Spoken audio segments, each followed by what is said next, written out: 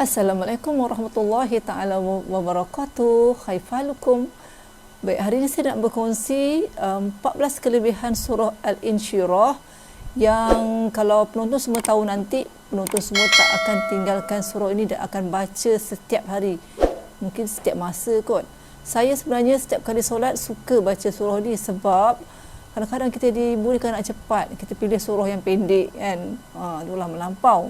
Tapi alhamdulillah dia punya khasiat fadilat surah ni pun banyak. Okey, saya bacakan ya. Sebelum saya nak sebut kat sini tentang surah Al-Insyirah ni. Surah Al-Insyirah ni adalah surah yang ke-94 dalam Al-Quran dan terdiri daripada 8 ayat dan ia adalah surah Makkiyah. Maknanya antara surah-surah awal yang diturunkan lah kan.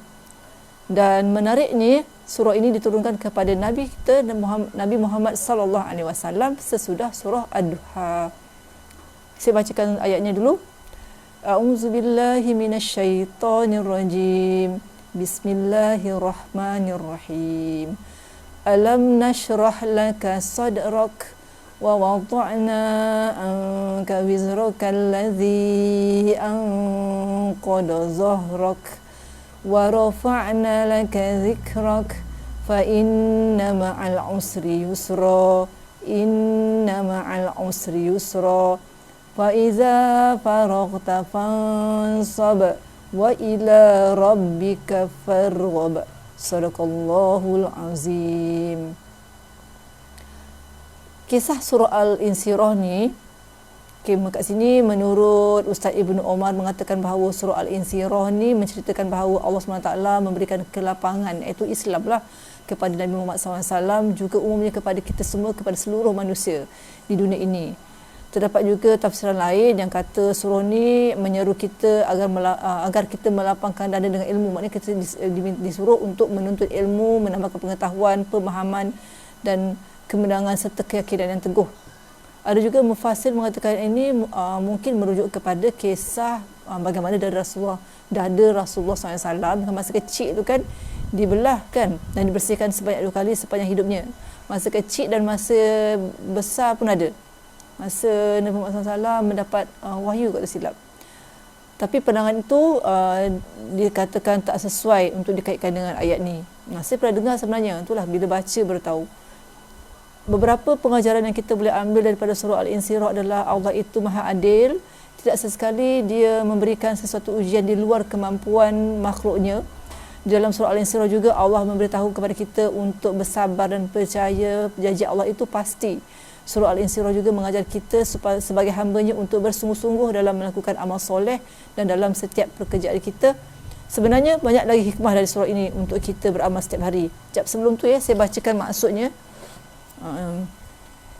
Okey, maksud bagi surah Al-Insyirah ialah bukankah kami telah melapangkan untukmu dadamu dan kami telah menghilangkan darimu bebanmu yang memberatkan punggungmu dan kami tinggikan bagimu sebutan namamu kerana sesungguhnya sesudah kesulitan itu ada kemudahan.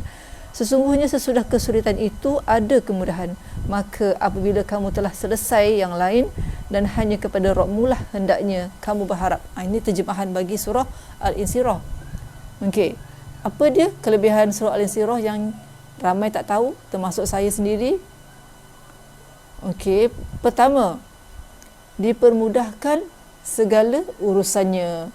Sekiranya kita membaca surah Al-Insyirah selepas solat fardu, insya-Allah dipermudahkan semua urusan. Selain itu segala keperluan dan rezeki itu akan Allah permudahkannya.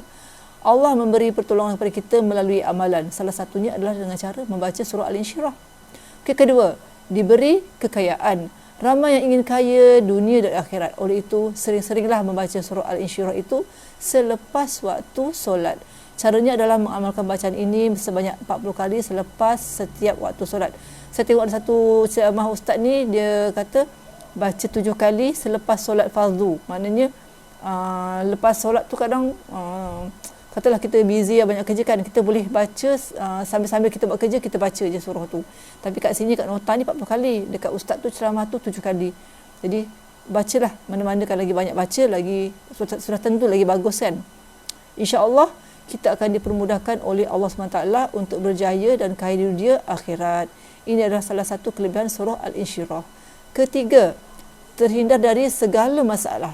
Kelebihan surah Al-Insyirah ramai tak tahu adalah apabila mereka mengalami situasi yang penuh dengan masalah serta kesukaran dalam setiap urusan, pasti dapat dihindari dengan pertolongan oleh Allah Subhanahu wa taala. Dada juga akan menjadi lapang bagi sesiapa yang membaca surah Al-Insyirah. Ialah maksud surah ni pun, bukankah kami telah melapangkan? Maknanya kami tu menuju kepada Allah SWT. Allah yang akan melapangkan dada kita. Keempat, menjadi lebih positif. Fikiran akan menjadi lebih positif bagi sesiapa yang membaca surah Al-Insyirah. Kelebihan surah Al-Insyirah adalah dapat menutup ruang-ruang negatif di dalam minda dan diri kita dalam kehidupan seharian. Kelima, rajin dalam mengerjakan ibadah. Ini paling penting untuk saya dan untuk semua. Okey, bagi anda yang kurang sifat kerajinan itu, bolehlah cuba amalkan baca surah Al-Insyirah. Insya-Allah hati akan terasa lebih suka untuk mengerjakan amal ibadah serta dihilangkan rasa sifat jemu beribadah. Sebab itu penting untuk kita ajarkan surah ini kepada anak-anak sejak kecil lagi. Mereka akan lebih rajin dan mudah beristiqomah. Keenam, menghilangkan rasa duka cita. Bacaan surah ini selepas solat fardu, Allah SWT akan menghilangkan segala duka cita dalam hatinya. Allah SWT juga akan kurniakan kegembiraan buat mereka. Anda juga boleh menulis surah ini kepada bekas dan menghilangkannya dengan air mawar. Kemudian air tersebut diminum, insya Allah akan hilang rasa duka cita dan terpelihara daripada terkejut.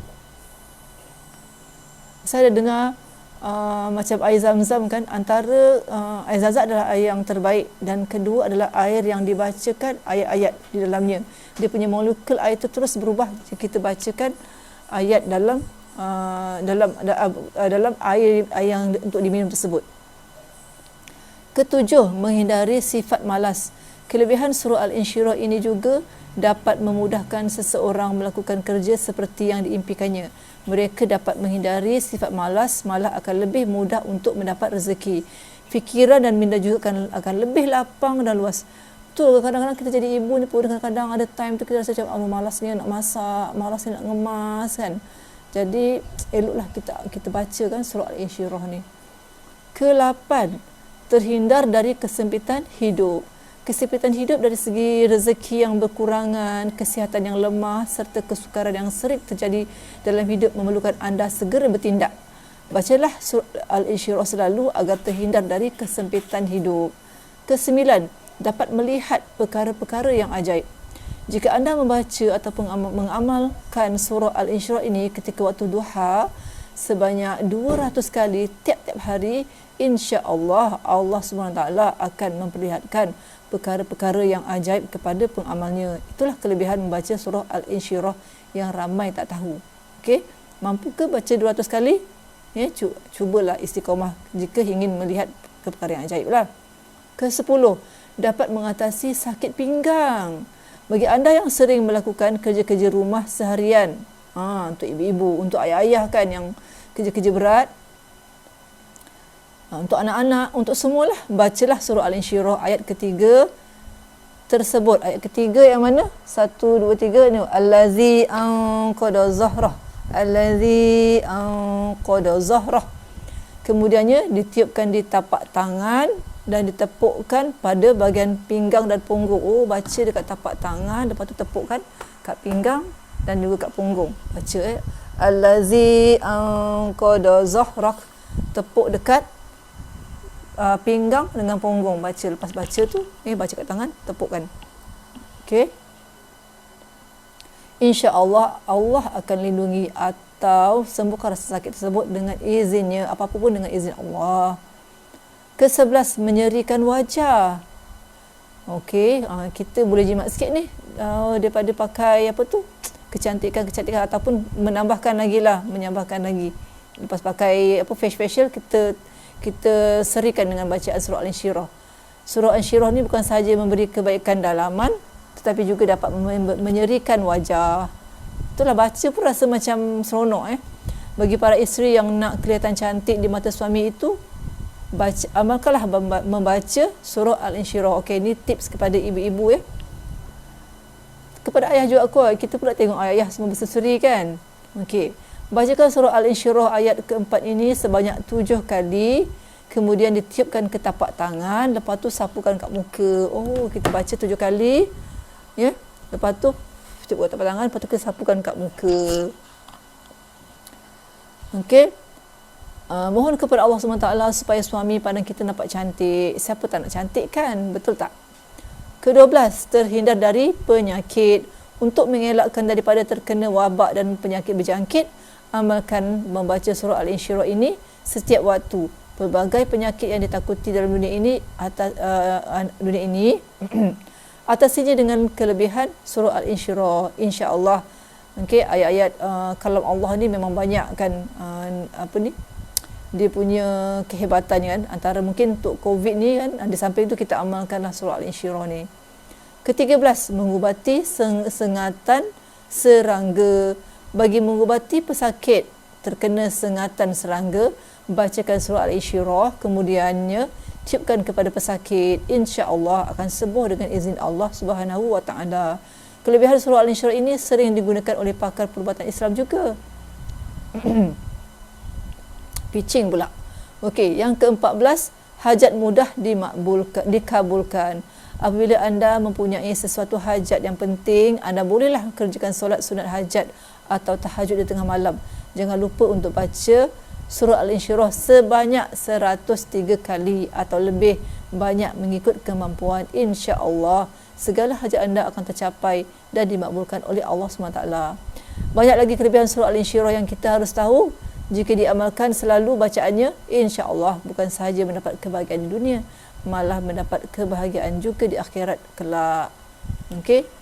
Ini adalah antara kelebihan surah Al-Insyirah. Sebenarnya hampir ke semua ayat-ayat Al-Quran ni memang ada banyak fadilat, banyak khasiatnya. Terpulang pada kita untuk mengamalkannya. So, itulah. Tapi untuk kita istiqomah dalam ibadah, inilah surah Al-Insyirah ni kita bacakan. Macam Ustaz Fawaz bagi ijazah, saya ada tonton satu video je, suruh bacakan, letakkan tangan kat dada, kat jantung ni kan, lepas setiap solat fardu bacakan dan letak dekat dada ni, bacakan sampai tu niatlah. Semoga Allah makbulkan apa yang kita nak jadi seorang yang terbaikkan di dunia dan akhirat, nak husnul khatimah. Kita bacakan surah Al-Insyirah tu. Okey, mudah-mudahan saya harap info yang saya sampaikan ni membuatkan penonton semua teruja untuk mengamalkan surah Al-Insyirah dan semua kalam-kalam Allah. Semoga bermanfaat. Okey, kalau video saya ni baik dan bermanfaat untuk penonton semua, untuk lebih dekat kepada Allah SWT, silalah like, komen, share kepada semua yang suka untuk memantapkan agama Islam dalam diri. Dan kalau ada kekurangan, silalah komen, tegur saya. So, untuk itu, sekian dahulu untuk video kali ini. Assalamualaikum warahmatullahi taala wabarakatuh. Ila liqa.